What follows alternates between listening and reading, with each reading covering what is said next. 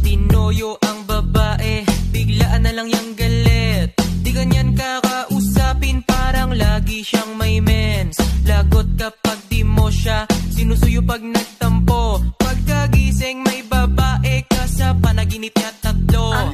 Mag-sorry ka agad, binikis mo siya ng hard, tas magsabi ka wag ka nang magalit, please my love. Kapag pikon siya ng sagad, bigyan mo lang ng price.